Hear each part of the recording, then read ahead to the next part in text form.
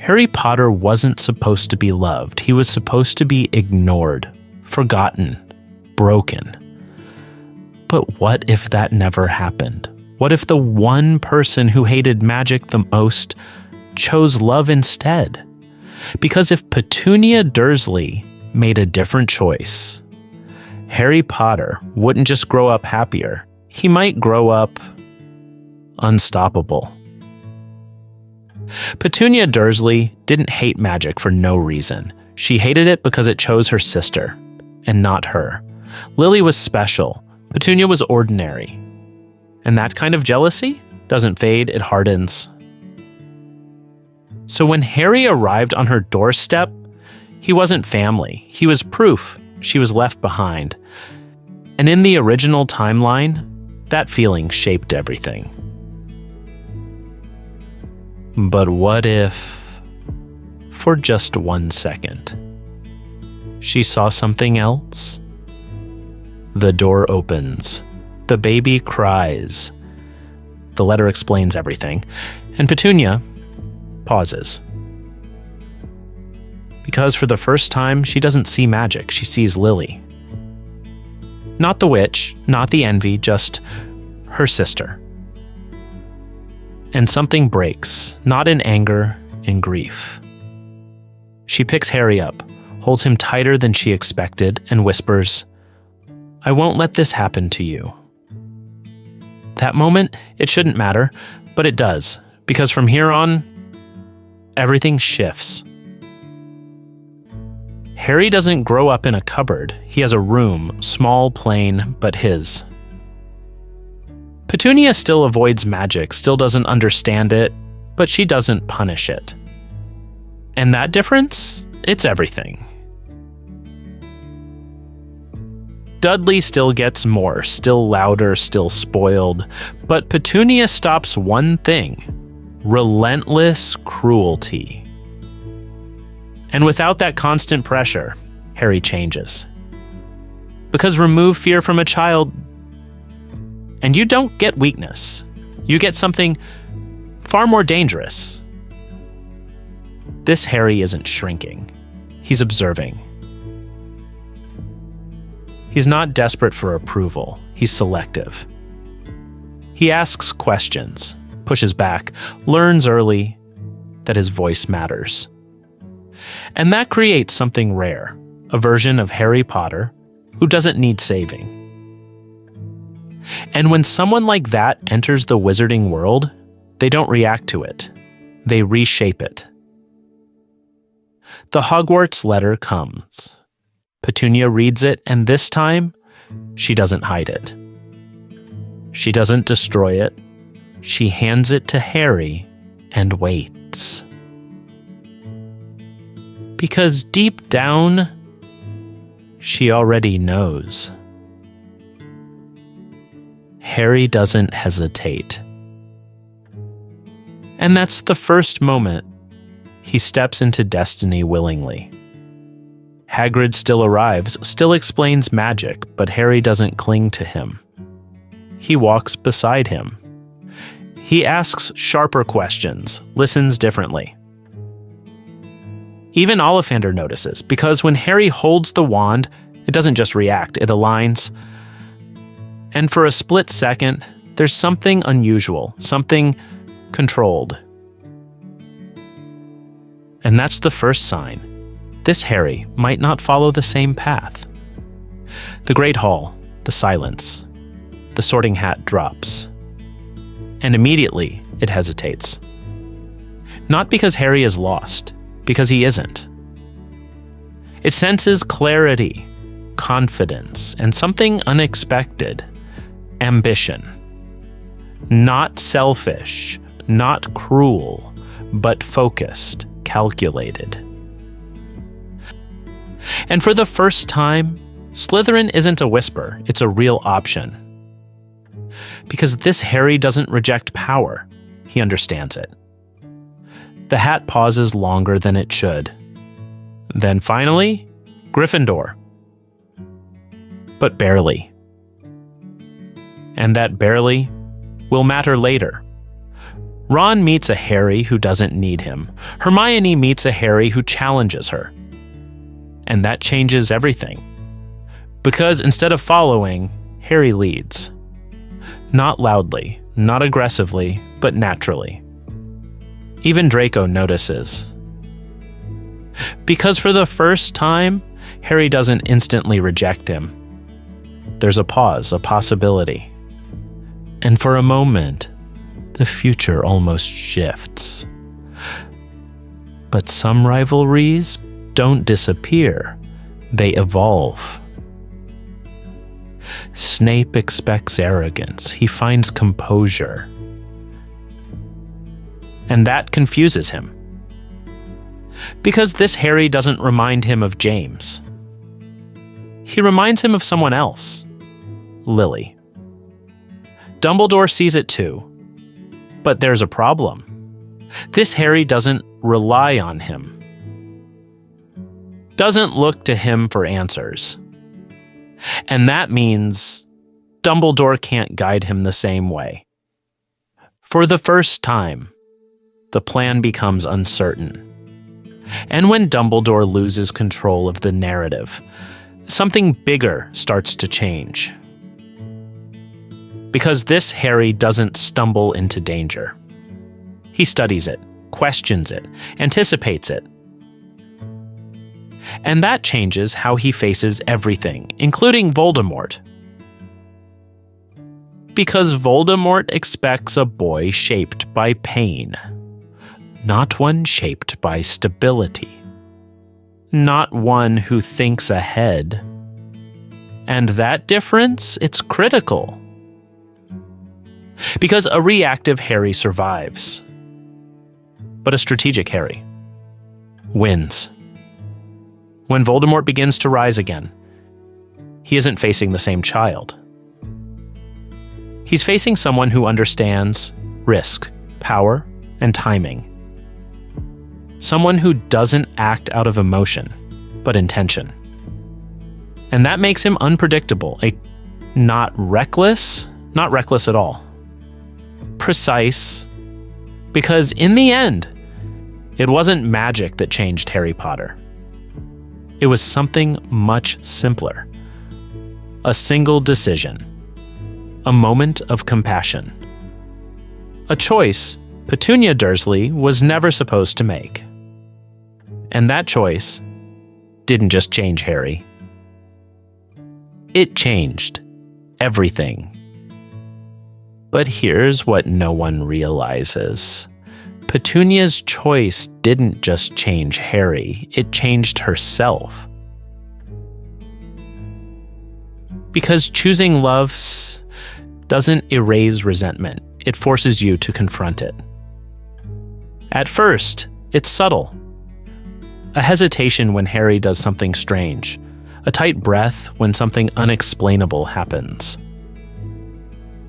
But instead of shutting him down, she watches. And slowly, that fear begins to shift, not into comfort, not yet, into understanding. Because for the first time in her life, Petunia is standing next to magic, instead of being left behind by it. And that changes something deep inside her. She starts asking quiet questions. Not out loud, never out loud, but internally. What is magic really? Why Lily? Why not her? And for the first time, those questions don't turn into bitterness. They turn into curiosity. And Harry notices, because children always notice the difference between rejection and restraint. And Petunia isn't rejecting him anymore. She's holding herself back. And that distinction changes how Harry sees her. Not as someone to fear, but as someone trying. And that matters more than perfection ever could, because it teaches Harry something early. People aren't defined by what they feel. They're defined by what they choose to do with it. And that belief shapes everything that comes next. At school, Harry isn't just another kid. He's aware. Not louder, not dominant. Aware. He sees how groups form, how kids compete, how attention works. And without realizing it, he starts developing something powerful. Control. Not over others. Over himself. He doesn't react immediately. He waits, observes, responds. And that patience makes him stand out. Teachers trust him more. Other kids don't quite understand him because Harry doesn't chase attention. And people who don't chase attention tend to attract it anyway. And Dudley sees that. At first, he doesn't understand it. Because his whole life, attention was automatic. Now, it isn't. And that creates something new. Not hatred. Not yet. Confusion. Because for the first time, Dudley isn't the center of everything. And instead of Harry shrinking, Dudley starts to question himself. And that changes their dynamic. Not into friendship, but into something quieter, less violent, more uncertain. And uncertainty slows conflict, which gives Harry even more room to grow. By the time Hogwarts approaches, Harry is already different. Not because of magic, but because of environment. Because he grew up without needing to survive. And that means he had time to develop. And development creates advantage. So when he steps onto the train, everything feels familiar. Not the magic. The people. Because he already understands something most first years don't. Everyone is trying to figure out where they belong. And Harry? He already decided that a long time ago. So instead of searching, he observes. Who gravitates toward power? Who follows? Who pretends? And once again, he doesn't rush. He chooses. And that's why his friendship with Ron feels different. Because it's not built on need. It's built on alignment. Ron isn't just someone who was there first. He's someone Harry decides is worth trusting. And that choice creates a stronger bond. Hermione notices it too. Because this Harry doesn't get defensive. He engages, challenges her ideas, listens, pushes back. And for the first time, Hermione isn't just the smartest voice in the room. She's part of a conversation, and that draws her closer. Because intelligence respects intelligence. And Harry has it, just in a different form. But here's where things get interesting. Because someone else is watching. Draco Malfoy. And Draco doesn't just see Harry as a rival. He sees him as a variable. Something that doesn't fit expectations. Because Harry doesn't react to status. He doesn't seem impressed. But he also doesn't seem threatened. And that is new. So Draco tests him. Not with insults. With conversation. And for a moment, there's something unexpected. Mutual curiosity. Because for the first time, Harry doesn't immediately shut him down. He listens, evaluates, and Draco feels it. that slight shift, that possibility that things could be different. But then, reality reasserts itself. Expectations, upbringing, pressure. And just like that, the moment passes. But not completely. Because even a brief hesitation can echo later. And that echo will matter. Back in the castle, things continue to shift. Because Harry doesn't just attend Hogwarts. He studies it. The teachers, the patterns, the inconsistencies. And slowly, he starts noticing something others miss. Not everything at Hogwarts makes sense. And instead of ignoring that feeling, he follows it. Quietly. Which means when something begins to go wrong, Harry is already paying attention. Not reacting. Preparing. And that changes the timeline more than anyone realizes. Because danger doesn't catch him off guard. He sees it coming. And when you see danger coming, you don't panic. You plan. And a Harry Potter who plans is something entirely new. Because this isn't the boy who survives by luck.